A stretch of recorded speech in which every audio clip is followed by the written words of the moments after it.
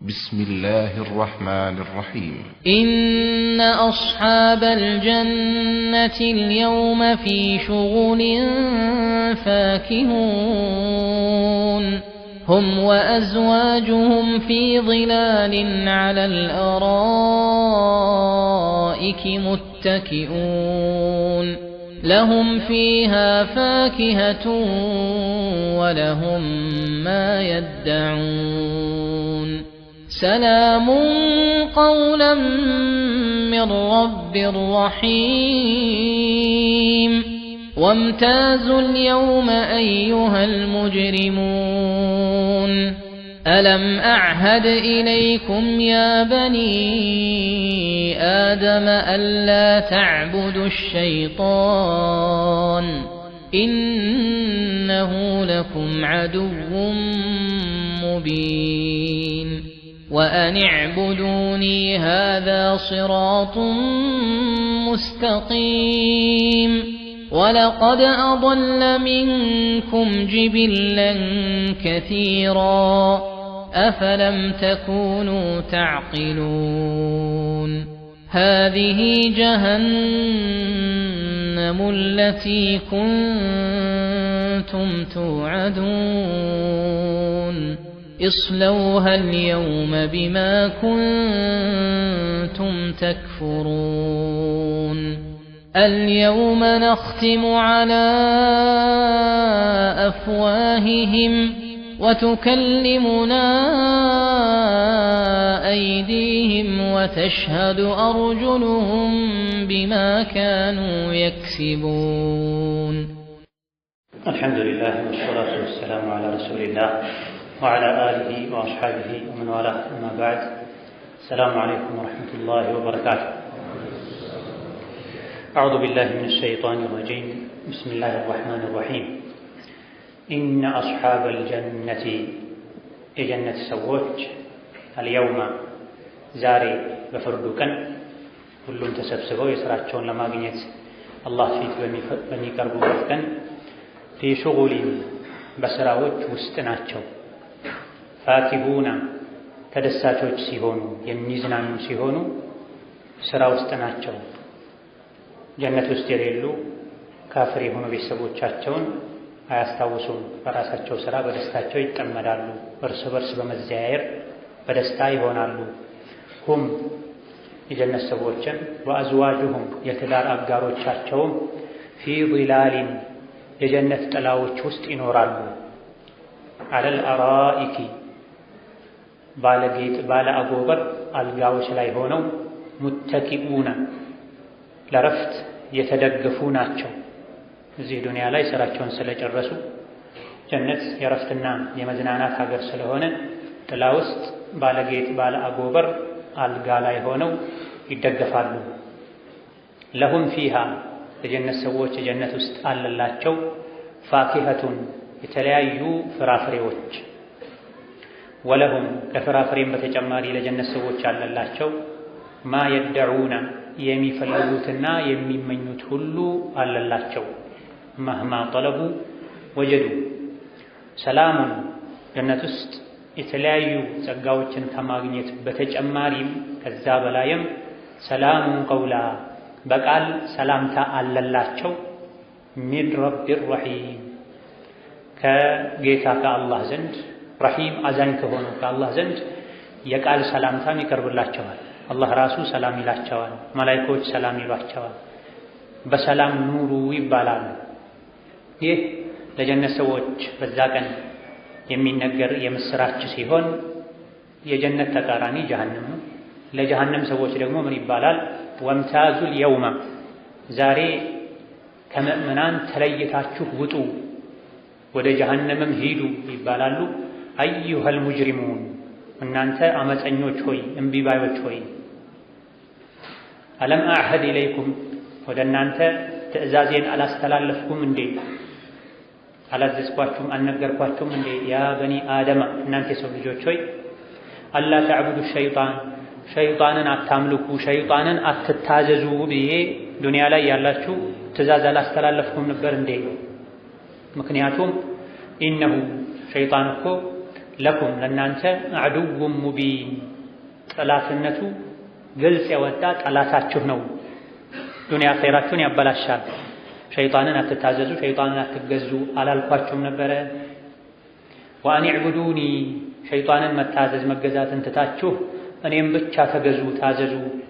ሃዛ እኔም ብቻ መገዛትና እኔን መታዘዝ ሲራጡን ሙስተቂም ቀጥ ያለ በሰላም ጀነት የሚያስገባ መንገድ ነው አላልኳችሁም ነበር እንደ መልእክተኞችን ልኬ መጽሐፍትን አውርጄ? ወለቀድ አضለ በእርግጥ አሳስቷል ሸይጣን ሚንኩም ከእናንተ ከሰው ልጆች ውስጥ ጅቢለን ከሲራ ብዙ ፍጥሮችን ብዙ የሰው ልጆችን አሳስቷል። ከእናንተ በፊት ያለፉ ህዝቦች ዱንያ ኸይራቸውን አበላሽተዋል፣ ለአላህ ቅጣት ዳርጓቸዋል። አፈለም ተኩኑ ተዕቂሉን የምታውቁ አልነበራችሁም እንዴ? ይሄን የምታውቁበት ጭንቅላት አልተሰጣችሁም ነበር እንዴ? ከእናንተ በፊት የጠፉ ህዝቦች እንዲጠፉ ሰበብ የሆናቸውን ሸይጣንን ለምን ታዘዛችሁ? ሃዚህ ይህች ፊት ለፊታችሁ የምታዩት ጀሃነም ናት። አለቲ ኩንቱም ትውዐዱን ትቀጠሯት የነበረችዋ ጀሃነም ናት። አላህን ካልታዘዛችሁ መልእክተኛውን ካልታዘዛችሁ ጀሃነም ይጠብቃችኋል እየተባለ ይነገራችሁ ነበር። እነሆ ዛሬ በአይን ለማየት በቅታችኋል። አይቶ መመለስ የለም። ተነግሮት ያልተመከረ መከራን ሲያይ ቢመከር ምንም ሊጠቀም አይችልምና ይስለውሃል የውማ እስከ ዛሬ በሩቅ ስለ ጀሃነም ሲነገራችሁ ነበር። ይስለውሃ ግቡባት፣ ተጠበሱባት። አልየውማ ዛሬ ቢማ ኩንቱም ተክፍሩና ትክዱ ስለነበራችሁ እምቢ ባዮች አመፀኞች ስለነበራችሁ እነሆ ጀሃነምን ፊት ለፊት ያያችኋት ነው። መሸሽ ማምለጥ አይቻልም። ግቡ ተቃጠሉባት ይባላል። ይሄኔ ጀሃነም እንድንገባ የሚያደርገን መጥፎ ስራ አልሰራንም ብለው ያስተባብላሉ፣ ይክዳሉ። አልየውመ ነኽቲሙ ዛሬ እናሽጋለን እንለጉማለን ዐላ አፍዋሂሂም የሙጅሪሞች አፎች ላይ አፋቸው ይለጓማል፣ ይታሸጋል፣ መናገር እንዳይችሉ ይደረጋሉ። ከዛም ወቱከሊሙና አይዲሂም ወንጀል የሰሩባቸው እጆቻቸው ያናግሩናል አለ አላህ ተባረከ ወተዓላ። ወተሽሀዱ አርጁሉሁም እግሮቻቸውም ይመሰክራሉ ቢማ ካኑ የክሲቡን ይሰሩት የነበረውን ስራ በሙሉ መላ የሰውነት አካላቶቻቸው የጀሃነም ሰዎች ላይ ይመሰክሩባቸዋል። አላጠፋንም፣ ወደ ጀሃነም የሚወስደን ስራ አልሰራንም ሲሉ ወንጀሉን የሰሩበት የሰውነት አካላቸው ራሱ ይናገራል፣ ይመሰክራል። አዑዙ ቢላሂ ሚን ዛሊክ። በትናንትናው ደርሳችን መጨረሻ ላይ ፈልየውመ ላ ቱዝለሙ ነፍሱን ሸይአ ወላ ቱጅዘውነ ኢላ ማ ኩንቱም ተዕመሉን የሚለውን አንቀጽ አይተናል። በፍርዱ ቀን አላህ ተባረከ ወተዓላ ለሁሉም አንድ መልእክት ያስተላልፋል። ፈልየውመ በዚህ በፍርዱ ቀን በቅያም ቀን ላ ቱዝለሙ ነፍሱን ሸይአ የተኛዋም ነፍስ ቅንጣትን የምታክል ነገር እንኳ አትበደልም። የሰራችውን መልካም ስራ አትካድም፣ አይቀንስባትም፣ አጅሩ አይጎድልባትም። ባልሰራችው ወንጀልም አትጠየቅም። ወላ ቱጅዘውነ ኢላ ማ ኩንቱም ተዕመሉን ትሰሩት የነበረውን እንጂ ሌላ አትመነዱም ይባላል። ሁሉም አማኝ ጀነት መግባት ይፈልጋል፣ ይነይታል፣ ይመኛል፣ ይጓጓል። ግን ካልሰራ ጀነት አይገባም። ሁሉም ስለ ጀሃነም የሚያውቅ ጀሃነምን ይፈራል፣ ይሳቀቃል፣ ይጨነቃል። ግን ወደ ጀሃነም የሚወስደውን ስራ ከሰራ የዋጋውን ማግኘቱ አይቀር። ወላ ቱጅዘውነ ኢላ ማ ኩንቱም ተዕመሉን ትሰሩት የነበረውን ብቻ ነው የምትመነዱት። ፈመን ያዕመል ሚስቃለ ደረቲን ኸይረን የረህ ወመን ያዕመል ሚስቃለ ደረቲን ሸረን የረህ።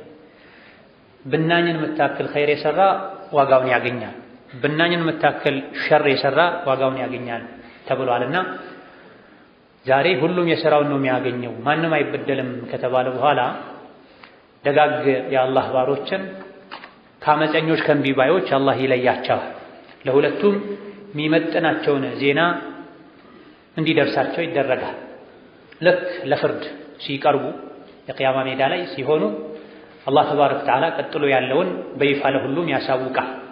ኢነ አስሓበል ጀነቲ ልየውመ ዛሬ በከባዱ በፍትህ በሚፈረድበት ሁሉም የሥራውን በሚያገኝበት ቀን ላይ አስሓበል ጀነህ የጀነት ባለቤቶች የጀነት ጓዶች ፊ ሹጉሊን ስራ ላይ ናቸው፣ በስራ ውስጥ ናቸው። የቅያም ቀን ከፍርዱ ሜዳ ሲመለሱ ጀነት ገብተው የደስታ ስራ ላይ የደስታ ህይወት እንደሚኖሩ በሚያስደስት በሚያረካ ስራ ላይ እንደሚሆኑ ቤተሰቦቻቸውን የኩፍር የጀሃነም መንገድን የተከተሉ ቤተሰቦቻቸውን እንደማያስታውሱ በራሳቸው ደስታ ተጠምደው እንደሚኖሩ አላህ ያሳውቃቸዋል።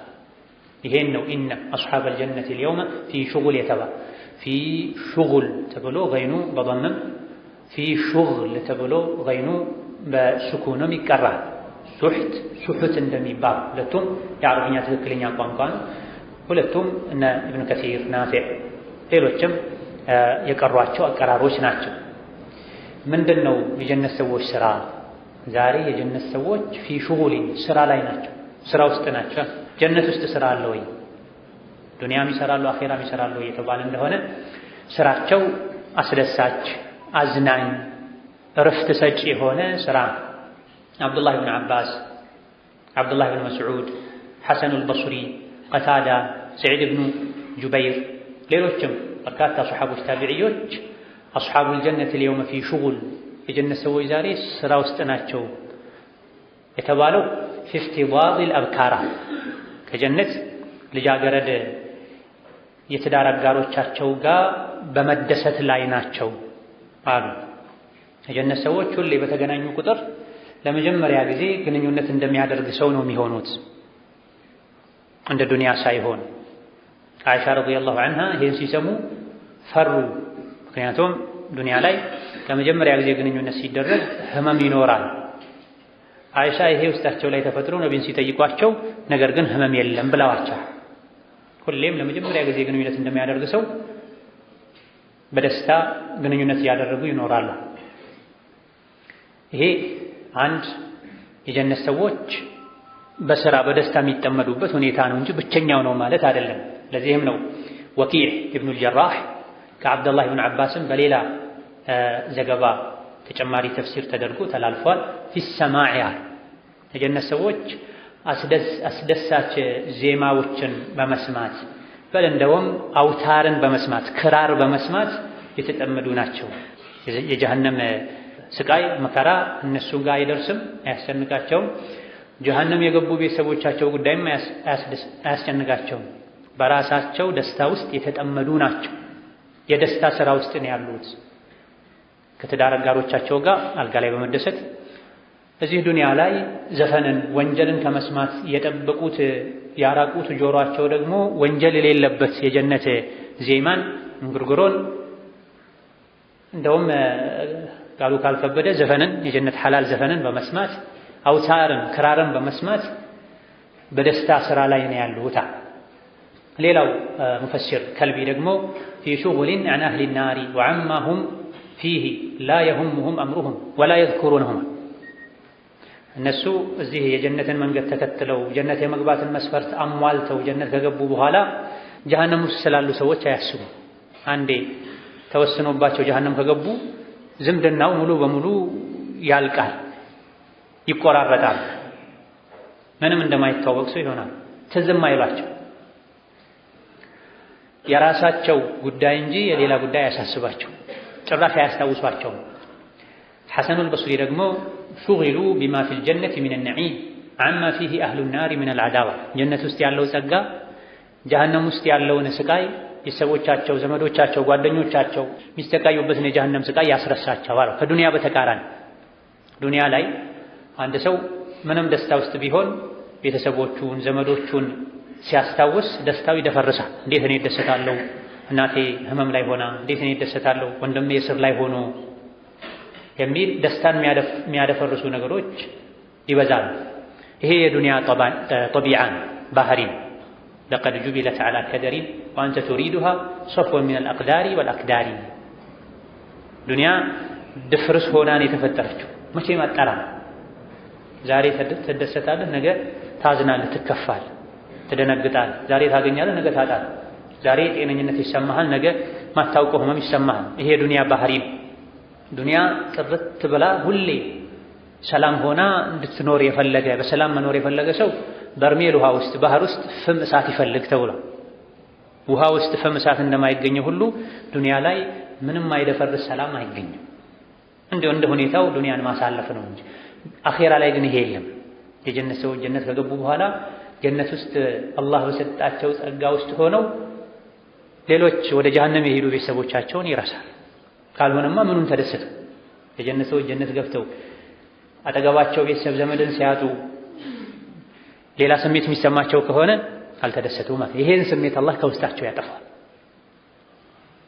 ልክ እዚህ ዱንያ ላይ ቤተሰብ አበላሸኝ ብለው ቤተሰብ ከለከለኝ ብለው ኸይርን ከመስራት ወደ ኋላ ይሉ እንዳልነበረ ሁሉ ማለት እዚህ ዱንያ ላይ ቤተሰብ ከለከለኝ፣ ዘመድ ከለከለኝ፣ ቤተሰባችን፣ ዘመዳችን፣ ሀገራችን ለኸይር አያግዝም ብለው ወደ ኋላ የሚሉ አኺራም ከኒዕማው ከጸጋ ወደ ኋላ ይላል።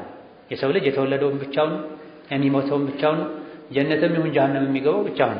ጀነት ሲገባ ሌላ የጀነት ነዋሪ የሆኑ ዘመዶቹን ካገኘ ነዓም አብሮ ይደሰታል። ጀሃነም ሲገባ ሌሎች ሙጅሪሞች ቀድመውት ካገኘ ነዓም ይወቃቀሳል። በተወሰነ መልኩ ይሄንም አሳልፈናል። ሲገባ ግን ሶላትን ሲሻገር ማንንም አይደግፍም።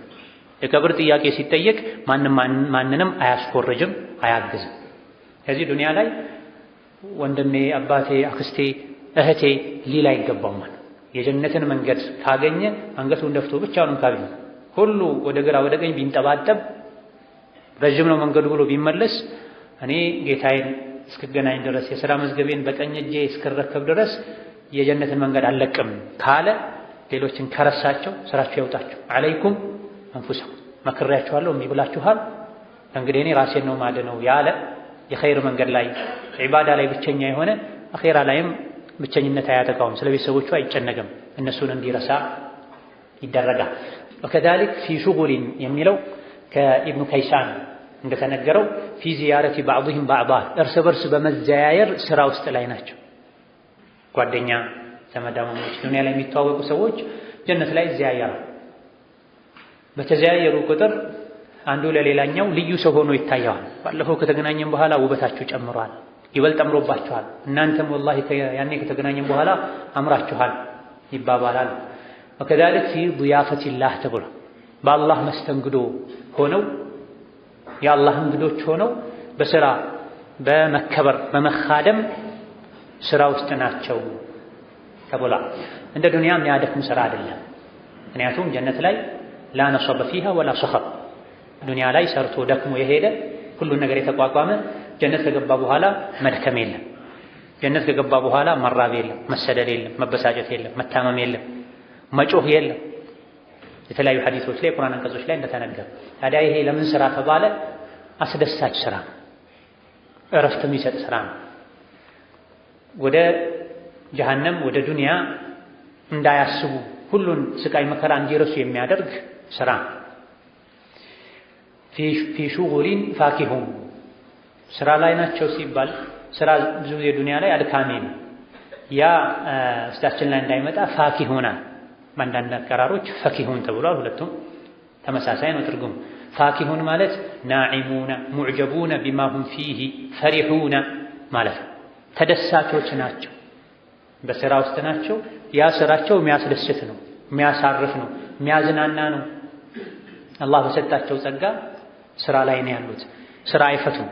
ስራው ሁሌ መብላት፣ ሁሌ መጠጣት፣ ሁሌ መጫወት፣ የሚያስደስት ነገር መስማት፣ የሚያስደስት ነገር ማየት፣ የሚያስደስት ነገር ማሰብ ብቻ ነው ያለው። እዚህ ዱንያ ላይ ከጌታቸው ጋር ግንኙነታቸው ሰላም ስለነበረ የአኺራ ህይወታቸውም የሰላም ይሆን የደስታ ይሆን። ሰላምን የሚያደፈርስ የሚረብሽ የሚያሳዝን የሚያስደነግጥ ነገር አይኖርም። ላ ኸውፉን ዐለይሂም ወላ ሁም ያሕዘኑን እንደሚል ጀነት የገቡ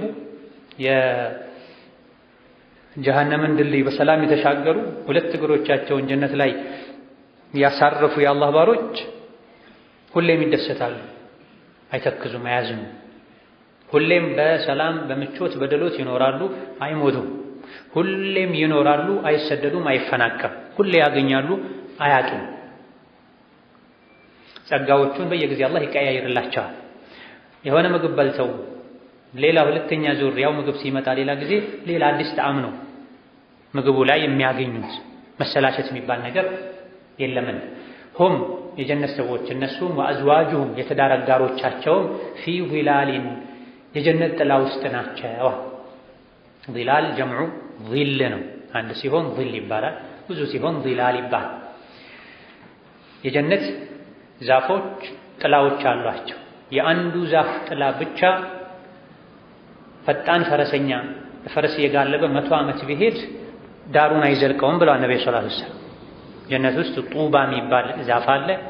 በዛ ዛፍ ስር ፈረሰኛ ለ100 ዓመት ቢጓዝ ዳሩን አይደርስም ብለዋል። ጀነት ውስጥ የጀነት ሰዎች ላ ተግመኡ ፊሃ ወላ ተضሓ በተባለው መሰረት ፀሐይ አይመታቸው፣ ጥም አያቃጥላቸው፣ ረሃብ አያስቸግራቸው። እዚህ የጀነትን ማህር ከፍለው ስለሄዱ ዋጋውን ከፍለው ስለሄዱ ጀነት ግቡ ተሰሩት በነበረው መልካም ሥራ ምክንያት ስለሚባሉ መብላት፣ መጠጣት፣ ማረፍ ብቻ። ሁም ወአዝዋጁሁም እነሱም የትዳር አጋሮቻቸውን ፊ ዚላሊን ጥላ ውስጥ ሆነው የጀነት ጥላ ውስጥ ሆነው ይዝናናሉ። የጀነት ጥላ እንደ ዱንያ ጥላ አይደለም።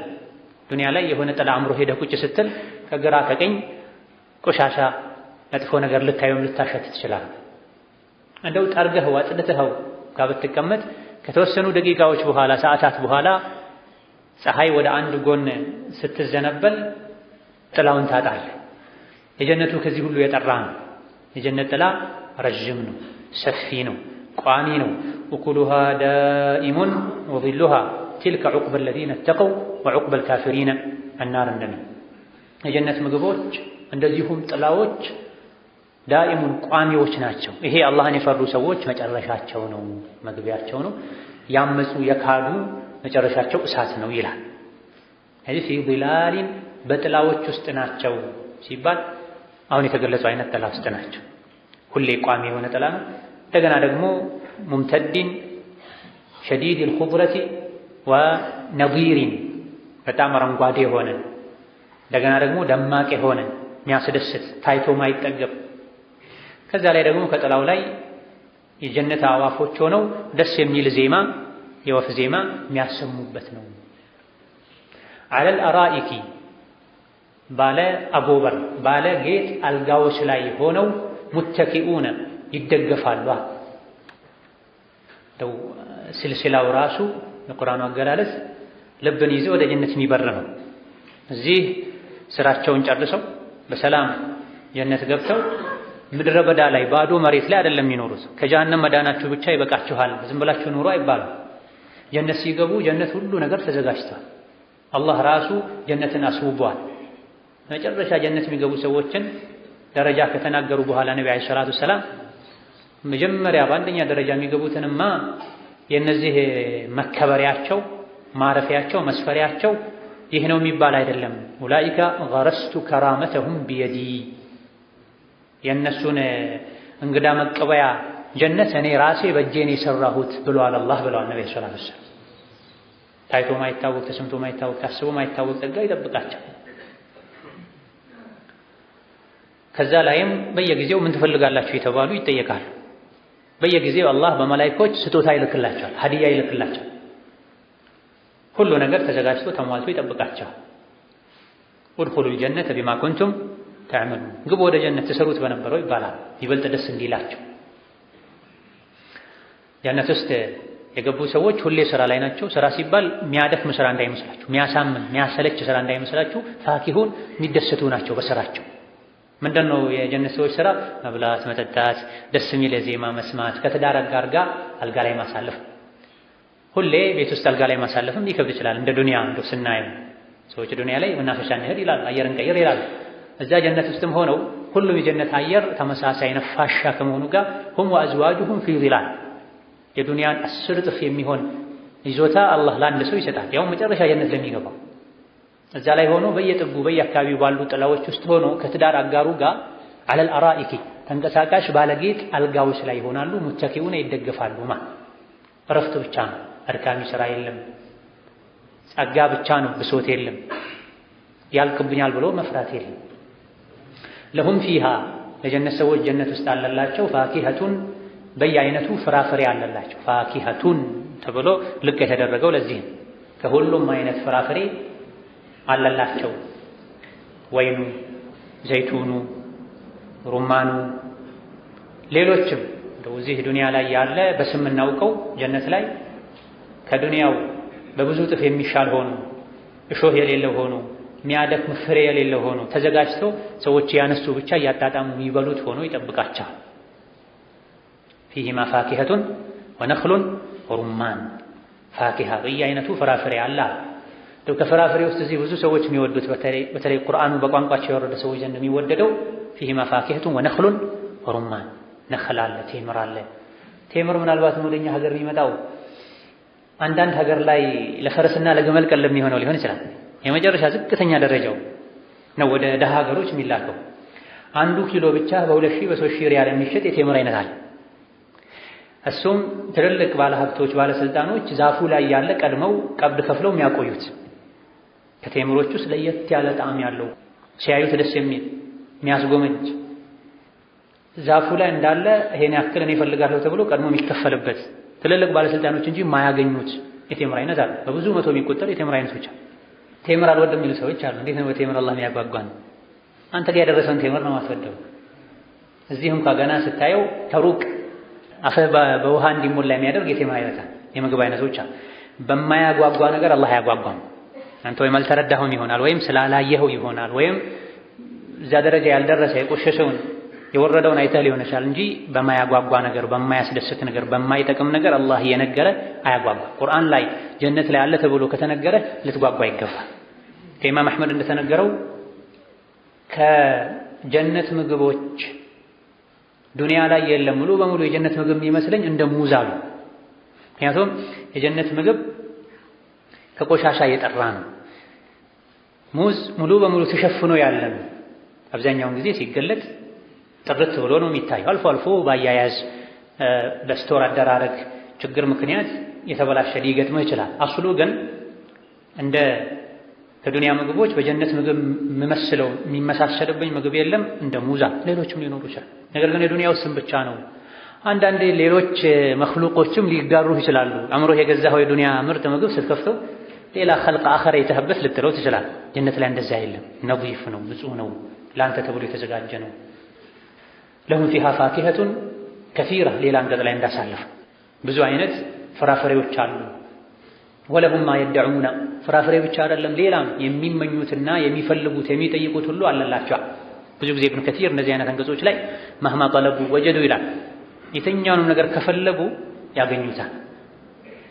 አንዳንዴ ልባቸው ላይ ብቻ ትዝ ሲላቸው ራሱ ይመጣል። ዳዕዋሁም ፊሃ ሱብሓነከ አላሁመ ወተሕየቱሁም ፊሃ ሰላሙን ወአኺሩ ዳዕዋሁም አኒል ሐምዱሊላሂ ረቢል ዓለሚን። የሆነ ምግብ ትዝ ሲላቸው የሆነ ነገር ሲያጓጓቸው ሲያስቡት አጠገባቸው ያገኙታል። ራሱ ይመጣል። አላህ ያመጣው። እዚህ ዱንያ ላይ አላህን የታዘዘ ጀነት ላይ ንጉሥ ይሆናል፣ ይኸደማል፣ በክብር ይኖራል። ሲጨርሱ ደግሞ በራሱ ጊዜ ተነስቶ ይሄዳል። ወለሁም ማ የደዑን የሚፈልጉት ሁሉ አለላቸው። እዚህ ጋር በርካታ የተፍሲር ሊቃውንት የሚጠቅሱት አንድ ዘገባ አለ። ኢብኑ ማጃህ፣ ኢብኑ አቢ ሐቲም ሌሎችም የዘገቡት ሰነዱ እንደ ሰነድ ከላም ቢኖርበትም ማዕናው ግን ከበርካታ የቁርአን አንቀጾች ጋር አብሮ የሚሄድ ጀነት ምን እንደሆነች የሚገልጽ ከኡሳማ ብን ዘይድ እንደተነገረው ነቢዩ ዓለይሂ ሰላቱ ወሰላም አላ ሀል ሚን ሙሸሚራ እንደው ለጀነት ታጥቆ የተነሳ አለ እንዴ ከእናንተ ውስጥ ጀነት መሄድ የሚፈልግ ጀነት መግባት የሚፈልግ የጓጓ አለና። ከዛም ጀነት እኮ ማለት በልብ ታስቦ ማይታወቅ ጸጋ ነው፣ እንደው በካዕባ ጌታ ይሁንብኝ አሉ ነቢ ዓለይሂ ሰላቱ ወሰላም። ጀነት ማለት ሁሌ አብሪ የሆነች ሀገር ናት፣ ሁሌ የሚንቀሳቀስ ተክል ናት። ረይሓና የሚባል የሚያምር አበባ መልካም ሽታ ያለው ተክል ናት። ከፍ ተደርጎ አምሮ የተሰራ ጀነት ማለት ህንፃ ማለት ነው። ጀነት ማለት ሁሌ በቋሚነት የሚፈስ ማይደፈርስ ማይቋረጥ ወንዝ ማለት ነው። ወተመረቱን ነዲጃ የበሰለ ቀጥታ እያነሱ የሚበሉት አትክልት ማለት ነው። ፍራፍሬ ማለት ነው። መልከ መልካም ጸባያቸው መልካቸው ያማረ የትዳር አጋሮች ማለት ነው። ብዙ ጌጦች ማለት ነው። ሁሌ የሚኖርበት ሀገር ማለት ነው። የሰላም ሀገር ማለት ነው። አረንጓዴማ አካባቢ ማለት ነው። ሁሌ ደስታ ሰላም ያለበት ማለት ነው። ወመሐለቲን ዓሊየቲን በህያ ከፍ ያለ የሚያምር የሚማርክ መኖሪያ ማለት ነው። በዚህ መልኩ ጀነትን ጠቀል አድርገው ገለጹ። እነዚህ ነገሮች ሁሉ ወይም በሐዲስ ወይም በቁርአን ወይም በሰሐባ ንግግር ስለ ጀነት የተነገሩ ናቸው። ሐዲሱ እንደ ሰነድ ችግር አለበት። ውስጡ ላይ የያዘው መልእክት ግን ሁሉም ጀነት ውስጥ ያለ ነው። በዚህ መልኩ ጀነትን ከገለጹ በኋላ ቃሉ ነዓም ያ ረሱለላህ ነሕኑ አልሙሸሚሩና ለጀነት እጁን አጣጥፎ ለመሄድ ታጥቆ የተነሳ ማን ነው ሲሉ ሰሐቦች ይሄን ሲሰሙ እኛ ነን የተዘጋጀ ነው አሏቸው። ይሄን የነብዩ ሰለላሁ ዐለይሂ ወሰለም ቁሉ ኢንሻአላህ አሏቸው። ነው ጀነት ይሄን ይመስላል፣ አላህ ካለ ነው ጀነት የምትገቡት ኢንሻአላህ በሉ አሏቸው። ተቀበለው እነሱም ኢንሻአላህ። እንደው በኢንሻአላህ ብቻ አይደለም ጀነት የሚገባው፣ በሌሎች በርካታ አንቀጾች ሐዲሶች ተነግሯል። ጀነት መግባት የፈለገ ሰው ስራ መስራት አለ፣ ወንጀል መተው አለበት። ኡድኹሉል ጀነተ ቢማ ኩንቱም ተዕመሉን የሚባለው ለዚህ ነው። ከዚህ ሁሉ ጸጋ በተጨማሪ ሰላሙን ቀውለን ሚን ረቢር ረሒም ሰላም አለላቸው ለጀነት ሰዎች። ቀውለን በቃል የሚቀርብ ሰላም፣ ሚን ረቢር ረሒም አዛኝ ርኅሩህ ከሆነው ከጌታቸው ከፈጣሪያቸው አላህ ራሱ በቃል ሰላም ለእናንተ ይሁን ይላቸዋል ተብሏል። የሰላሙ ጌታ ሰላም ካለ ከዛ በኋላ ሰላም ይነሳህ ማንም የለም ማለት። ሰላም በእጁ የሆነው አላህ ሰላም ላንተ ይሁን ካለ ሰላም ከሰጠህ ሰላም ይነሳህ ምንም አይነት ከዛ የበለጠ ሰላም የለም። የቂያም ቀን ሁሉ በሚፈራበት ቀን አላህ ሰላም ካለ ሰላም ላንተ ይሁን ካለ ከዚህ የበለጠ ሰላምና ደስታ የለም።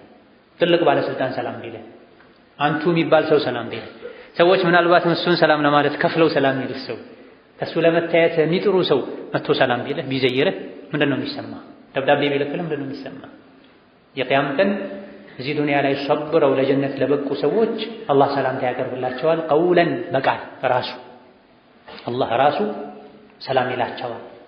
ከጃብር ብን ዓብድላህ በተዘገበ ሐዲስ ኢብኑ ማጃህ ሙቀዲማ ላይ በጠቀሱት ሰነዱ በተወሰነ መልኩ ነበር ባለበት ሐዲስ ላይ የጀነት ሰዎች ጀነት ላይ በጸጋ በድሎት በቅንጦት በመዝናናት ላይ ያሉ ልዩ ብርሃን ይታያቸዋል። ያን ብርሃን ለማየት አንገታቸውን ቀና ሲያደርጉ አላህ ተባረከ ወተዓላ ከበስተላያቸው ሆኖ አሰላሙ ዐለይኩም ያ አህለል ጀነህ ይላቸዋል። የጀነት ሰዎች ሆይ ሰላም እናንተ ላይ ይሁን፣ አሰላሙ ዐለይኩም ይላቸዋል።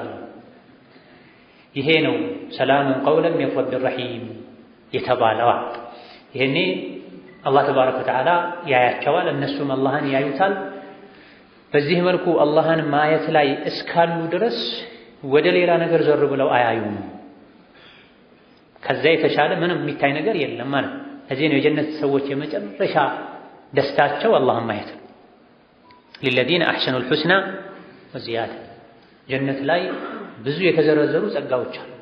የሚታዩ፣ የሚሰሙ፣ የሚበሉ፣ የሚጠጡ፣ የሚለበሱ የጀነት ጸጋም በየአይነቱ ቁርአን ነግሮናል። ለሰውነት ለቆዳ ተስማሚ ለስላሳ ሐር ይለብሳሉ።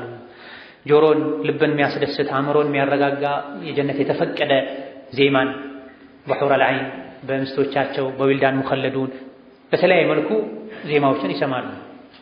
የሚያስደስት ነገር ይበላሉ። የሚያረካ ነገር ለመዝናናት ይጠጣሉ። ጸጋ የተባለ ሁሉ አለላቸው። ከዚህ ሁሉ ጸጋ የበለጠ ግን የጀነት ሰዎች የሚያስደስተው ማህዋ አነዘሩ ኢላ ወጅሂ ረቢሂም አልከሪም የተከበረውን አላህን ማየታቸው። አላህን ሲያዩ ከዛ በፊት የነበረውን ጸጋ ሁሉ ይረሱታል። አላህን ማየት ሌላን ጸጋ የሚያስንቅ ነው።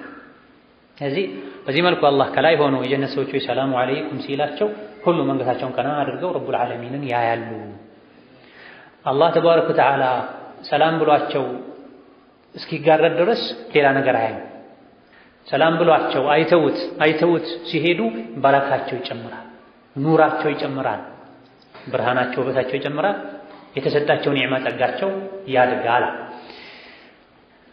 አላህ ሰላም ይላቸዋል አንድ ተፍሲር ነው። መላኢኮች ሰላም ይሏቸዋል ተብሏል ሌላ ተፍሲር። ይሄ በሌላ አንቀጽም ተነግሯል። መላኢኮች አላህ ሰላም ብሏችኋል ብለው መተው ነገሯቸው ይሄዳሉ ተብሏል። ወልመላኢከቱ የድኹሉነ ዐለይሂም ሚን ኩሊ ባቢን ሰላሙን ዐለይኩም ቢማ ሰበርቱም ፈኒዕመ ዑቁበ ዳር ይባላል። መላኢኮች በየበሩ የገቡ ዘይረዋቸው ሰላም ብለዋቸው ይሄዳል። ፈኒዕመ ዑቁበ ዳር የመጨረሻዋ ዓለም በእናንተ እንዴት ታምራለች፣ ለዚህ በመድረሳችሁ ምንኛ የታደላችሁ ሰዎች ናችሁ ይሏቸዋል። አላህ ሰላምን ይሰጣቸዋል ተብሏል። አልበጋዊ ረሕመቱላሂ ዐለይህ ዩዕጢሂሙ ሰላመተ የቁሉ ኢስለሙ አሰላመተ አልአበድየህ ይላቸዋል። የዘለዓለም የዝንተ ዓለም ሰላም ሰጥቻችኋለሁ። ካሁን በኋላ ሰላም አታጡም፣ አደነግጡም፣ አትፈሩም፣ አትረበሹም። ያገኛችሁትን ጸጋ መልሳችሁ አታጡትም። ከጀነት ወጥታችሁ ጀሃነም ሂዱ አትባሉ፣ አትራቡ፣ አትቸገሩ ይባላል። ይሄ ነው ሰላሙን ቀውለን ሚን ረቢ ረሒም ይባል። አላህ ሰላም ይላቸዋል፣ በመላኢኮች ሰላምታ ይልክላቸዋል፣ መላኢኮች በራሳቸው ሰላም ይሏቸዋል። እርስ በርስ ሲገናኙ ሰላም ይላሉ። ተሕየቱ አህሊ ጀነ።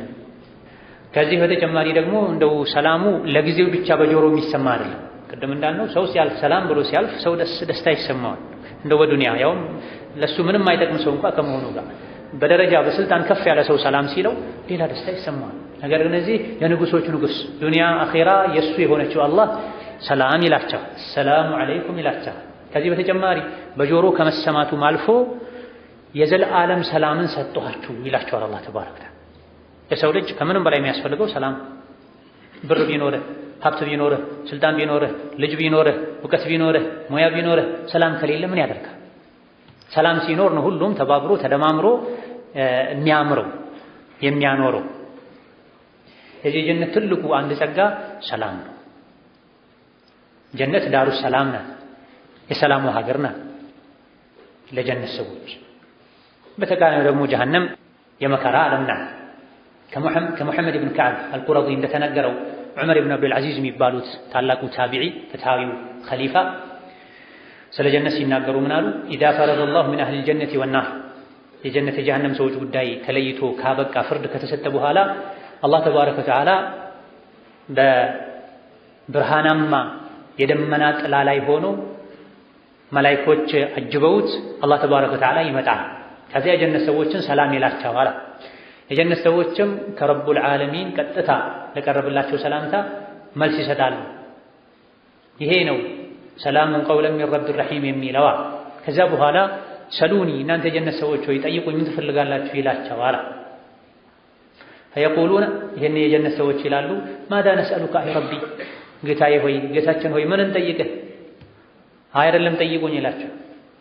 ይሄኔ ጌታችን ሆይ ሁሌ እንድትወደን በእኛ እንድትደሰት እንዳትቆጣን እንጠይቀሃለን ይሉታል። አላህም መልስ ሲሰጣቸው ሪዳያ አሐለኩም ዳረ ከራመቲ፣ ሌላ ነገር ጠይቁ እንጂ እኔ እኮ ወድጃችሁ በእናንተ ተደስቼ ነው እዚህ የኔ የክብር ሀገር ጀነት ያስገቡኋችሁ። ባልወዳችሁ እዚህ መች መጡ ነበር? የጠላሁት ሰው ጀሀነም ላይ ነው የሚነደው የሚቃጠለው። እዚህ እኮ የገባችሁት ውዴታዬን ስላገኛችሁ በእናንተ ስለተደሰትኩ ነው። ሌላ ጠይቁ ይላቸው። እንግዲያውስ ምንን ጠይቀህ? በክብርህ በልቅና በአሸናፊነትህ ከፍ በማለትህ እንምላለን። ምለን የምንነግርህ ምንድን ነው? ለው ቀሰምተ ዐለይና ሪዝቀ ተቀለይን፣ የሰው የጂኖችን በሙሉ የሁለቱን ሰፊ ትልቅ ፍጡሮችን ሪዝቅ ሸፍኑ ብትለን፣ አብሏቸው፣ አጠጧቸው፣ ተንከባከቧቸው፣ ኻድሟቸው ብትለን ከሰጠህን ጸጋ ሰው ጂኒውን ሙሉ ብናበላ ምንም አይጎድለንም ነበረ። አላህ ነው ሰው ጂኒውን የሚያበላው። የጀነት ሰዎች አንዱ ብቻ አላህ ተባረከ ወተዓላ ሰውና ጂኒን አብላ ቢለው አላህ የሰጠው ኒዕማ የጀነት ጸጋው አያልቅም ነው። ስለዚህ ምን እንጠይቅ? ሁሉን ነገር ሰጥተህናል። አንተ የፈጠርካቸው ሰዎችን ጂኖችንም ጭምር ብናበላ፣ ብናጠጣ፣ ብናለብስ አንድ ነገር ሳይጎድል ብንኻደም ማያልቅ ጸጋ ሰጥተህናል። ምንም አይጎድለንም። ምን ጠይቀው የለም ይላል። ይሄን የአላህ ተባረከ ወተዓላ ኢነ ለደየ መዚዳ ምጨምርላችሁ ሌላም አለኝ ይላቸዋል። ያ እንዳለ ሆኖ ሌላም ምጨምርላችሁ አለኝ ይላቸዋል። ከዛ በኋላ አላህ ተባረከ ወተዓላ በመላኢኮች ልዩ ስጦታዎችን ይልክላቸዋል። የተከበሩ መላኢኮች ስጦታ ይዘው ወደ ጀነት ሰዎች ወደ ሰው ልጆች ይሄዳሉ። ይሄን ኢብኑ ጀሪር በተለያዩ ዘገባዎች ተፍሲራቸው ላይ አስፍረውታል። ይህ የደጋጎች የታዛዦች መግቢያ መኖሪያ ሲሆን በተቃራኒው ደግሞ ወምታዙል የውም አዩሀል ሙጅሪሙን ይባላል። ሙጅሪሞች ተነጥላችሁ ውጡ ይባላል። ቁርአን ሁሌ እንደዚህ ነው፣ ጎን ለጎን የጀነቱን ነግሮ ካጓጓም በኋላ ይሄ በዋዛ የሚገኝ አይደለም። እንደው አንድ እርምጃ ተሳስተህ ጥፍ ካልክ ሌላ አደጋ አለ፣ ስቃይ አለ። እሱም ጀሀነም። ሁሌ ጀነትና ጀሀነምን ጎን ለጎን ነው የሚነግር። ጀነት አለ ብለህ እንዳትዘናግ፣ ተቃራኒው ጀሀነም አለና በምን ጀሀነም እንደምትገባ አታውቅም። በቃል በሐሳብ በእይታ በሆነች ውሳኔ ሰው ልጅ ምን ሰርቶ ወደ ጀሀነም እንደሚሄድ አያውቅም። መጥፎ ስራን አትናቁ ተብሏል። ምን ሰርቶ ጀሀነም ጀነት እንደሚገባም አይታወቅም። ጥሩ ስራ አትናቁ ተብሏል። ከዱንያ እስክንወጣ ድረስ በስጋት በጥንቃቄ ልንኖር ይገባል። ወምታዙል የውማ ዛሬ ተለዩ ተነጠሉ አዩሃል ሙጅሪሙና እናንተ አመፀኞች ሆይ ይባላል።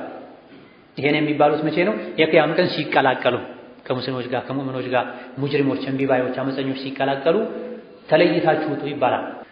ወየውመ ነሕሹሩሁም ጀሚዐን ثم نقول للذين أشركوا مكانكم أنتم وشركاؤكم فزيلنا بينهم ይላል። የፍርዱ ቀን ላይ ሁሉንም እንቀሰቅሳቸዋለን። ከዛም ለነዚያ ላጋሩ አላህን ላመፁ እናንተ ቦታችሁን ያዙ ይባላሉ። በሁለቱ መሃል እንለያለን አለ አላህ ተባረከ ወተዓላ። አማኞችና ከሃዲዎች ይለያል። ወየውመ ተቁሙ الساعة يومئذ يتفرقون ዛሬ ዱንያ ላይ ሁሉም ተመሳስሎ አስመሳይ ሆኖ ሊኖር ይችላል። አጭበርባሪ፣ አታላይ፣ ሙጅሪም አላህን ማይፈራ ከመሆኑ ጋር ከሰዎች ጋር ሲገናኝ በአፉ የሙእምን ቃል እየተናገረ የሙእምን ልብስ እየለበሰ አስመስሎ ሊኖር ይችላል ዱንያ። የቂያም ቀን ግን የተፈረቁን ሁሉን አዋቂው አላህ ይለያቸዋል። የውመኢዝ የሰደዑን ከዚህ ከፍ ብሎ የሚከብድ ቃልም አለ። ይሰነጠቃሉ። አስመሳይና እውነተኛ አማኝ ይለያል። መግቢያቸው ይለያል፣ ጀዛቸው ይለያል። ሙቃትል ምን አሉ? ኢዕተዚሉ አልየውመ ሚነ ሷሊሒን ዛሬ ከትክክለኛ ከአላህ ባሮች ተለዩ ተነጥላችሁ ውጡ ይባላል። ኩኑ ዐላ ሒዳ ለብቻችሁ ሁኑ ይባላል። እናንተ ከጀነት ሰዎች ጋር ተመሳስላችሁ ልትቀመጡ አብራችሁ ልትሆኑ አይገባም። ምክንያቱም ጀዛችሁ ይለያያል፣ መግቢያችሁ ይለያያል፣ ፍርዳችሁ ይለያያል። ስለዚህ አብራችሁ አትሆኑ ተነጠሉ ይባላል። الشيخ أبو بكر الجزائري رحمه الله تعالى وغفر له والمراد بذلك سوقهم إلى النار بعد أن دخل المؤمنون الجنة بقال እናንተ ሙጅሪሞች ሆይ ከሙእሚኖች ከእውነተኞች ተለዩ ይባላሉ። ከዛ የጀነቶች ወደ ጀነት ይሄዱና ሙጅሪሞች የጀሃነሞች ደግሞ እንደ ወንጀለኛ በካቴና ታስረው ወደ ጀሃነም እየተነዱ ይሄዳል። አላህ ትክክለኛውን ፍርድ ይሰጣል። የጀነቶች ከላይ በተብራራው መሰረት በጸጋ በሰላም በደስታ ይኖራሉ። የጀሃነሞች ደግሞ ወደ ጀሃነም ተነተው ሄደው በውርደት ይኖራሉ። ከضحاك ታላቁ ታቢዒ እንደተነገረው ኢነ ሊኩሊ ካፊሪን ፊናሪ በይታ ያንዳንዱ ካፍር ጀሃነም ውስጥ የራሱ ቤት አለው፣ ገደል አለው፣ ጉድጓድ አለው። የድኹሉ ዛሊከ አልበይታ ያን የሳት ቤት ውስጥ ይገባል። ከዛ በኋላ ወዩርደሙ ባቡሁ ቢናሪ እሱ ከገባ በኋላ መግቢያው በሳት ይደፈናል። የሳት ገደል ጉድጓድ ነው ያለው፣ ጉድጓድ ውስጥ ይገባል። ከገባ በኋላ እንኳን መተንፈሻ አይኖረውም። የገባበት ጉድጓድ ራሱ በሳት ይዘጋል። ከዛ በኋላ ፈየኩኑ ፊህ አበደል አበዲን አበደል አቢዲን ላ የራ ወላ ዩራ እዛ ገብቶ ይዘጋበታል። ማንንም አያይም፣ ማንም አያየውም። ተከድኖ ሁሌ በጀሃነም እሳት ይቀቀላል። ግለት በቀነሰ ቁጥር እንደመቀነስ ባለ ቁጥር ግለት ይጨመርለታል። የጀነቶች ተመልከቱ ንጽጽሩ ፊ ዚላሊን ዐለል አራኢኪ ሙተኪን ነፃ ሆኖ እዚህ ዱንያ ላይ ነፃ የአላህ ባሪያ ስለነበሩ የስሜት ባሪያ ሸይጣን ባሪያ የዱንያ ባሪያ ስላልሆኑ የብቸኛው የአላህ ባሪያ ስለሆኑ አኺራ ላይ ነፃ ይሆናል። ምንም ያስራቸው ጉድጓድ ውስጥ አይገቡም። ለአንድ ሰው ብቻ የመጨረሻ ጀነት ለሚገባው ሰው የዱንያን ብዙ እጥፍ ይዞታ አላህ ይሰጠዋል። በሄደበት ሁሉ የማር የወተት የኸምር የውሃ ንጹህ ወንዝ እየተከተለው ይሄዳል። ቋሚ በሆነ ሰፊ በሆነ በሚያምር ጥላ ውስጥ ይኖራል። አልጋ ላይ ተደግፎ ይኖራል። የሻውን ይበላል፣ የሻውን ይጠጣል፣ የሻውን ያለ የሻውን ይሰማል። በተቃራኒው ደግሞ ዱንያ ላይ ለ50 ለ30 ለ40 ዓመት ሶብር አላደርግም፣ አላህ ያላከውን መልእክተኛ አልከተልም፣ ያወረደውን መጽሐፍ መመሪያ አላደርግም በማለቱ ምክንያት እጅግሩ ታስሮ የጀሃነም ጉድጓድ ውስጥ ይገባል። ጉድጓዱ ራሱ በእሳት ይደፈናል። ከዛ በኋላ ከስር እሳቱ ግለቱ እየጨመረ ይንተከተካል። ነዑዙ ቢላሂ ሚን ዛሊክ። ይሄ ሁሉ የሆነው በምን ምክንያት ነው? አላህ ማንንም አይበድልም። ሰዎች ራሳቸው ናቸው ራሳቸውን ለዚህ ያበቁትና አለም አዕሀድ ኢለይኩም ያ በኒ አደም እናንተ የአደም የሰው ልጆች ሆይ ዱንያ ላይ ያላችሁ በመልእክተኞቼ አንደበት በመልእክተኞቼ አማካኝነት ትእዛዝ አላስተላለፍኩላችሁም እንዴ? ምን የሚል አላ ተዕቡዱ ሸይጣንን አትታዘዙ አታምልኩት የሚል ኢነሁ ለኩም ዐዱውን ሙቢን እሱ ለእናንተ ግልጽ ጠላት ነው የሚል ትእዛዝ አላስተላለፍኩላችሁ ነበር እንዴ ይባላል። እንዲሁ በድንገት አይደለም፣ ከወንጀለኛ ተቀላቅለው ተገኝተው አይደለም የጀሃነም ሰዎች ያለ አግባብ ጀሃነም የሚሄዱት። አንድ በአንድ ሁሉም መልእክት ደርሷቸዋል። ጀሃነም መግባት የሚገባቸው ሆነው ነው ጀሃነም የሚገቡት። ማንኛውም ሰው ያለ አግባብ ጀሃነም አይገባም። አንድን ሰው አላህ አይበድልም። አንድን ሰው ከወንጀለኞች ጋር ተቀላቅሎ ሳይታወቅ ጀሃነም የሚገባ የሚበደል የለም። ዱንያ ላይ ነው ይሄ ያለው። ምንም የማያውቁ ንጹህ ሰው ለሶላት እየሄደ ከሽፍታ ጋር ከገዳይ ጋር ጀሃነም እስር ቤት ወስደው ያብሩታል። ምንም ባላጠፋው ጥፋት ለ10 ዓመት እድሜ ልክ ይፈረድበታል። አንድ ሙጅሪም በወንጀል በማጭበርበር የተካነ ሸይጣን ያሰለጠነው ሰው ወንጀል ሰርቶ ለሆነ ሰው ይለጥፍለታል። በሰው ዶክመንት ወንጀል የሚሰሩ ሰዎች አሉ። ወንጀሉን የሰራው ሰው በሰላም ከቤተሰቦቹ ጋር ይኖራል። ምንም ያላጠፋው ሰው በዶክመንቱ ወንጀል ተሰርቶበት እሱ እስር ቤት ላይ በሰበሰ እድሜ ልክ ይፈረድበታል። ዱንያ ላይ የታወቀ ነው። ምክንያቱም ዱንያ የግፍ ሀገር ናት፣ የግፍ ዓለም ናት። በዚህ ወንጀለኛው የሥራውን እንዲያገኝ ተበዳዩ ጀነት ላይ እንዲካስ ይደረጋል። ጀነት ግን ይሄ የለም። ፈልየውመ ላ ቱዝለሙ ነፍስ አንዲት ነፍስ እንኳን አትበደልም ተብሏልና ጀሃነም ከገቡ በኋላ እናንተ የሰው ልጆች ሆይ ራሳችሁን እንጂ ማንንም አትወቀሱ። ምክንያቱም ዱንያ ላይ ያላችሁ መልእክት ተስተላልፌያለሁ። አህድ ማለት ጥብቅ ትእዛዝ ማለት ነው። አደራ የሚባል ማለት ነው። ሁሌ እንደ አህድ እንደ ቃል ኪዳን እንድትጠብቀው የሚገባ ውሳኔ ማለት ነው። ያ ውሳኔ ምን ነበር? አላ ተዕቡዱ ሸይጣንን አትታዘዙ የሚል መልእክት አልተላለፈላችሁም እንደ ይባል። ኢዘን መታዘዝ ማምለክ ነው ማለት ነው። መታዘዝ ማምለክ ነው ማለት ነው። አንድ ሰው በወንጀል የሆነን ሰው ቢታዘዘው አምልኮታል ያን ሰው። አለም አህድ ኢለይኩም ያ በኒ አደም አላ ተዕቡዱ ሸይጣን አላ ቱጢዑ ሸይጣን ተብሎ ተፈስሯል። ሰውን በወንጀል መታዘዝ ያን ግለሰብ ማምለክ። በምንድን ነው የሰው ልጆች ሸይጣን የሚያመልኩት? ሌላን የሰውን ልጅ ፍጡርን ሊያመልኩ የሚችሉት በወንጀል ሲያዛቸው ከታዘዙት፣ መልካም ነገር ሲከለክላቸው እሺ ካሉት እሱን አምልከውታል። የሚገርመው ደግሞ ኢነሁ ለኩም ዐዱውውን ሙቢን ሸይጣን እኮ ለእናንተ ግልጽ ጠላት ነው። አቅል ያለው ሰው እንዴት ነው ግልጽ ጠላትነቱ ይፋ የወጣን አካል ምክሩ የሚቀበለው? ጠላቴ የሆነ አንተ ላይ ጥቃት ማድረስ የሚፈልግ ሰው መንገድ አትጠይቀው። መንገድ ቢያሳይህ እንኳን ትፈራለህ። አሳቻ ቦታ ፈልጎ ሊያጠቃኝ ነው ትላለህ። ጠላትነቱ ግልጽ ያልወጣን አካል ነዓም ልሰማ ትችላለህ፣ ልትቀበለው ትችላለህ። ግን ሙቢን የሸይጣን ጠላትነት ግልጽ ነው። ጠላትነቱን ያላወቅከውን ሰው እንኳን ትጠነቀቃለህ። ጠላትነቱ ግልጽ የወጣን ሸይጣን እንዴት አትጠነቀቅም? የሰው ልጆች ሁኔታ በጣም ይገርማል። ጠላታቸው ሸይጣን ይታዘዛሉ፣ ፈጣሪያቸውን ተንከባካቢያቸውን አላህን ያምሳሉ። ወአን ዕቡዱኒ እኔም ብቻ ተገዙ፣ እኔም ብቻ ታዘዙ። ሃዛ ሲራጡን ሙስተቂም ይሄ ነው ትክክለኛው መንገድ ጀነት የሚያስገባው ተብላችሁ ነበር። ቀጥ ያለውን ሲራጥ ሙስተቂምን አላህን መታዘዝ፣ አላህን መፍራት፣ አላህን መውደድ፣ አላህን ማክበር ትታችሁ ጥምዝምዝ የሚበዛበትን የሸይጣንን መንገድ ተከተላችሁ ዳሩም ሆነ ጀሃነም ሆነ። የአላህ መንገድ ብትከተሉ ቀጥ ያለ ነው፣ ጀነት ነው የሚያስገባው። የሸይጣን መንገድ ግን እጥፉ የሚበዛ ነው፣ ማጠፊያው መታጠፊያው የሚበዛ ነው።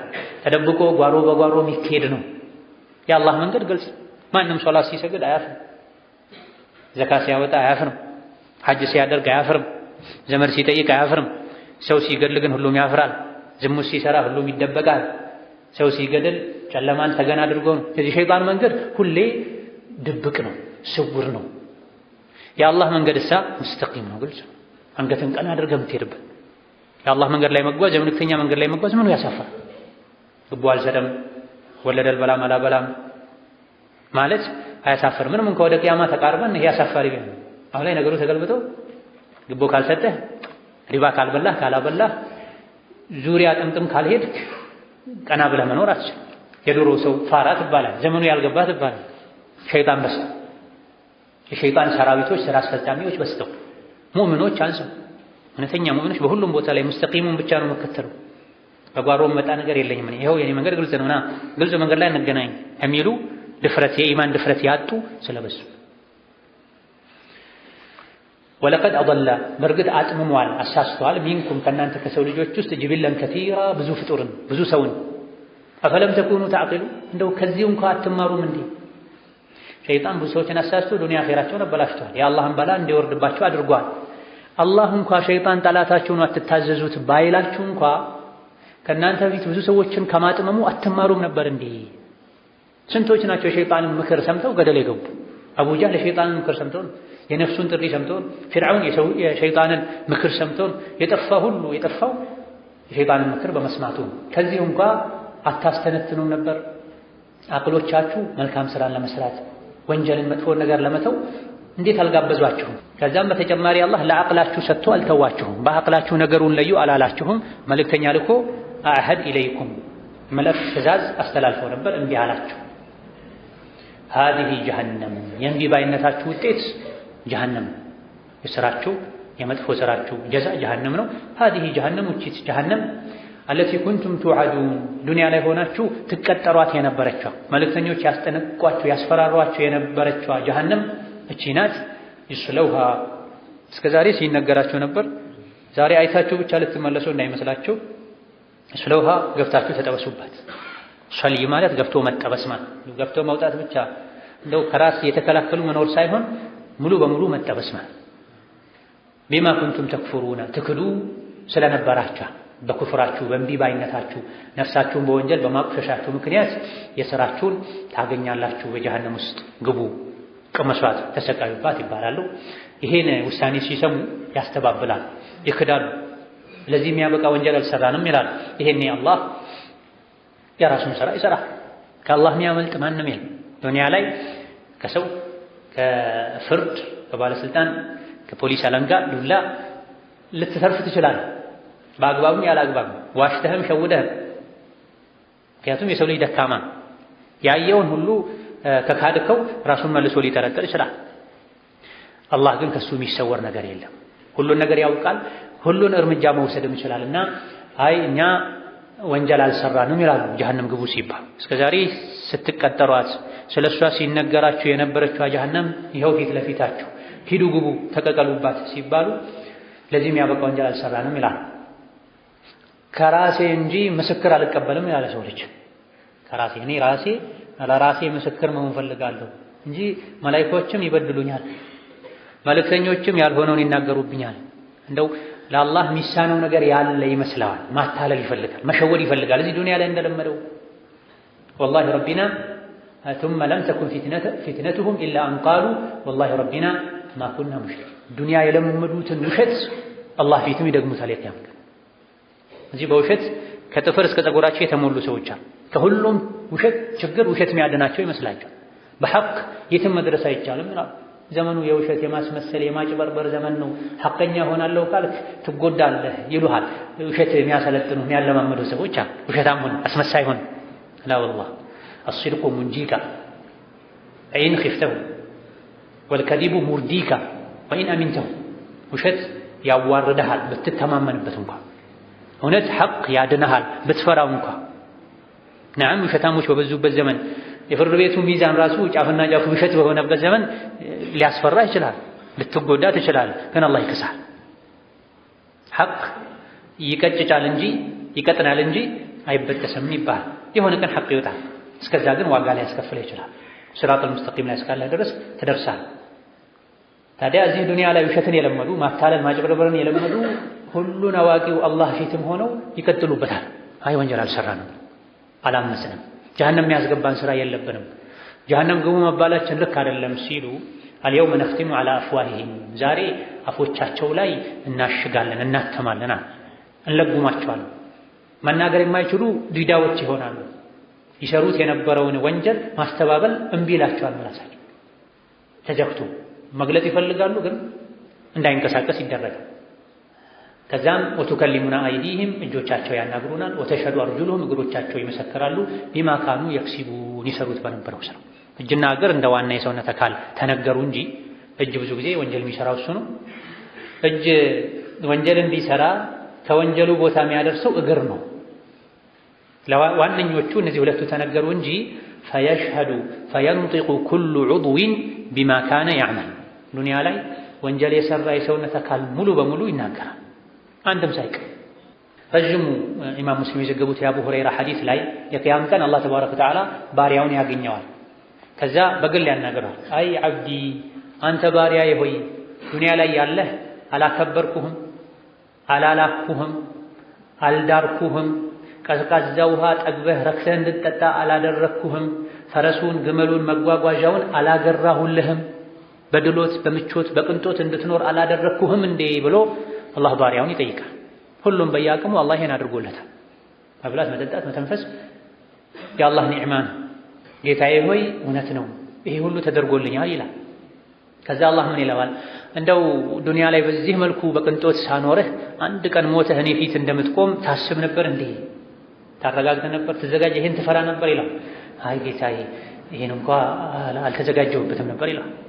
ይሄን አላህ አልየውመ አንሳከ ከማ ነሲተኒ ዱንያ ላይ ሆነህ እኔን እንደረሳኸኝ ቸላ እንዳልከኝ ቸላ እልሃለሁ። ከዛ ለሌላ ባሪያው እንደዚሁ ይጠይቃል። ለሶስተኛ ባሪያው አንተ ምንድነህ ማነህ ብሎ አላህ ይጠይቀዋል።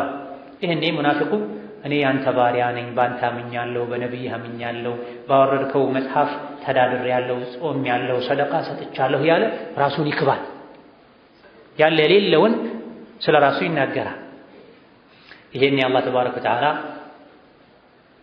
አለም ነብዐስ ዐለይከ ሻሂደና እንደው አንተ ስለ ራስህ ብዙ ተናገርክ፣ እንደው ምስክሮች አሉ እኮ እንጥራቸው እንደ ይለዋል አላህ ተባረከ ወተዓላ። ያልጾመውን ጾምኩ፣ ያልሰደቀውን ሰደቅኩ፣ ያላደረገውን ኸይር አደረግኩ ብሎ ራሱን ከፍ ከፍ ሲያደርግ በውሸት ሚድን የሚያልፍ ሲመስለው አላህ ተባረከ ወተዓላ ምስክሮች አሉ እኮ ይቁሙ ይምጡ ምስክሮች ይላል። ቆም ብሎ ያስባል በውስጥ ማን ነው ዛሬ እኔ ላይ ሊመሰክርብኝ የሚችል ይላል። ምክንያቱም ያለው ሰፊ የቂያማ ሜዳ ላይ ያናገረ ያለው ደግሞ አላህ ነው። ወዲያውኑ አላህ ተባረከ ወተዓላ አፉን ይለጉመውና ታፋውን እግሩን ተናገር ይለዋል አላህ ተባረከ ወተዓላ። ታፋው እግሩ ይናገራል። ስጋው መጥንቱ ዱንያ ላይ ይሰራው የነበረውን ሁሉ ይናገራል፣ ያጋልጣል። በዚህ መልኩ ያልሆነውን ያላደረገውን አድርጌያለሁ የሚለው ሙናፊቅ ነው አሉ ነብዩ ሰለላሁ ዐለይሂ ወሰለም። እንደው ሚድን መስሎት ነው። ነገር ግን አላህ የበለጠ ይቆጣበታል እሱ ፊትም ሆኖ በመዋሸቱ የሌለውን ደረጃ በመናገር። ኢማም አሕመድና ነሳኢ በዘገቡት ሌላ ሐዲስ ላይ የቂያም ቀን አላህ ፊት ተጠርታችሁ ትቀርባላችሁ፣ አፋችሁ ይለጓማል። ፈዩፈደሙ ዐላ አፍዋሂክማ ዩፈደሙ ዐላ አፍዋሂኩም።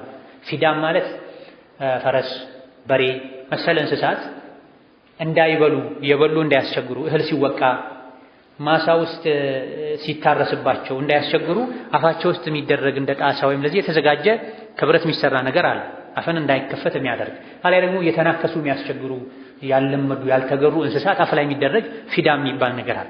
የቂያም ቀን ወንጀለኞች አመፀኞች አፋቸው ላይ ፊዳ የሚደረግባቸው አፋቸው ይታሸግ።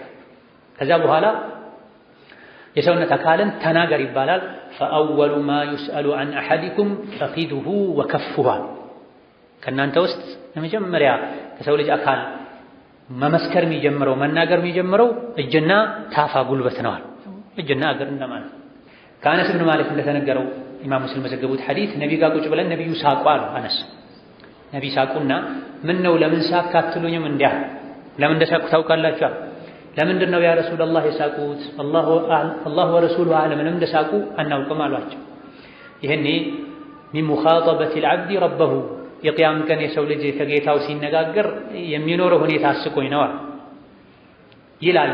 የሰው ልጅ የቂያም ቀን ይላል መጥፊያውን ሲያይ ፊት ለፊት ጌታዬ ሆይ የቂያም ቀን አልበድልህም አላልከኝም እንዴ ይላል። አላህ ተባረከ ወተዓላ በላ እውነት ነው አልበድልህም ብያለሁ አልበድልህም አሁንም ይለዋል። ይሄኔ የሰው ልጅ ምን ይላል? ፈኢኒ ላ ኡጂዙ ዐላ ነፍሲ ኢላ ሻሂደን ሚኒ።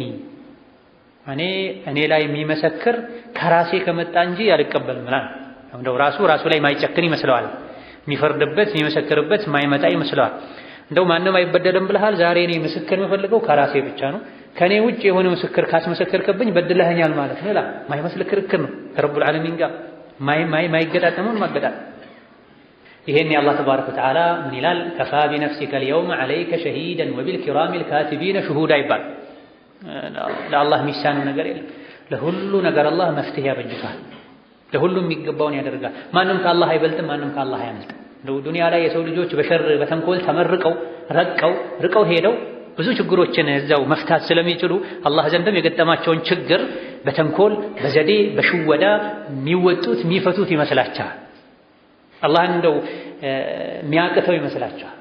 አላህ ተባረከ ወተዓላ ዛሬ ላንተ የሚሆን ምስክር አናጣም፣ አንተው ራስህ ለራስህ ትበቃለህ፣ መላኢኮችም አሉ ይለውና ከዛ በኋላ ፈዩኽተሙ ዐላ ፊሂ አፉ ይለጓማል። ከዛ በኋላ የሰውነት አካላቶቹን ዋና ዋናዎቹን አላህ ኢንጥቂ ተናገሪ ይላቸው። ሁሉን ነገር ማናገር የሚችለው አላህ የሰውነት አካልን ያናግራል። አፍ አውጥቶ ይናገራል የሰውነት አካል። ፈተንጢቁ ቢአዕማሊሂ የሰውነት አካል የሰው ልጅ የሰራውን ስራ አንድ በአንድ ዘርዝሮ ይናገራል። አይን ያየው፣ ጆሮ የሰማው፣ ልብ ያቀደውን ሸር ሰው ለመግደል የወሰነ ለመግደል ሙከራ አድርጎ ስላልተሳካለት ብቻ የተወ ልብ ሰው ለመግደል አስቧል ብሎ ይመሰክርበታል። አብዛኛው መጥፎ ሸር፣ ተንኮል፣ ወንጀል ከልብ ነው ጥንስሱ የሚጀምረው። ወንጀል ለመስራት ፈልጎ አላህን ፈርቶ የተወ አላህ ይቅር ይለዋል፣ አጅሩን ይጽፍለታል። ነገር ግን ሰው ለመግደል፣ ዝሙት ለመስራት፣ የሆነ ነገር ለማድረግ ወስኖ እንቅስቃሴ ጀምሮ በሩ ሲዘጋበት ያቆመ እንደሰራ ነው የሚጻፍ ተጸጽቶ እስካልተወ ድረስ። ሌሎችም የሰውነት አካላት በሙሉ እጅም እግርም ይመሰክራል። ከዛ በኋላ እሱ ራሱ ባስቀመጠው መስፈርት መሰረት ምስክሮች መሰከሩበት። አሁን መከራከሪያም የለው። ከዛ በኋላ አላህ ምላሱን ይለቀዋል። ፍርዱ ከተጠናቀቀ ምስክሮች ቃላቸውን ካሰሙ በኋላ ثم يخلى بينه وبين الكلام በተወሰነ ጊዜ አካላት እስኪመሰክሩ አፉ ተረጉሞ ነበርና ከመሰከሩበት በኋላ አላህ እንዲናገር ያደርገዋል። ከዛ ዞር ብሎ የሰውነት አካላቶቹን መውቀስ ይጀምራል። بعدا لكن وسحقا فعنكن كنت أناضل ይላል። ይሄን ያሳቀኛል ነብዩ ሰለላሁ ዐለይሂ ወሰለም። እናንተ የተዋረዳችሁ የሰውነት አካላት እኔ እኮ ስከራከር የነበረው እናንተው እንዳትቃጠሉ ብዬ ነበር። ምን አይነት ሞኞች ናችሁ ይላቸዋል። የሰው ልጅ እዚህ ዱንያ ላይ አላህን ፈርቶ የአላህን ሕግ አክብሮ ከኖረ አኺራ ላይ በሰላም በክብር በደስታ ጀነት ውስጥ ይኖራል፣ የሻውን ያገኛል። እዚህ ዱንያ ላይ ግን እንደፈለገ ከሆነ ለሚሰራው ስራ ሁሉ ሸሪዓን ከመጣሱ ጋር ምክንያት ከፈጠረ ራሱን ካረጋጋ ራሱን ካጽናና ራሱን ካታለለ የቂያም ቀንም በዛው ማታለል ላይ የሚቀጥል መስሎት ነገር ግን አላህ ፊት ተባረከ ወተዓላ ይዋረዳል። ይሄን ውርደቱን ሊልንፈራ ይገባል። ነቢያት የፈሩት ውርደት ነው። ወላ ቱኽዚኒ የውመ ዩብዐሱን የውመ ላ የንፈዑ ማሉን ወላ በኑን፣ የሰው ልጆች ሞተው በሚቀሰቀሱበት ቀን አታዋርድኝ ይሉ ነበር ኢብራሂም ዓለይሂ ሰላም። ኢብራሂም ውርደት ከፈሩ፣ ነቢ ሙሐመድ ውርደት ከፈሩ እኛ ምን አለን? ውርደትም ያለበት ክብርም ያለበት ሀገር ነው። የውርደቱን መንገድ የክብሩን መንገድ ከዚሁ ከዱንያ ነው የሚጀመረው።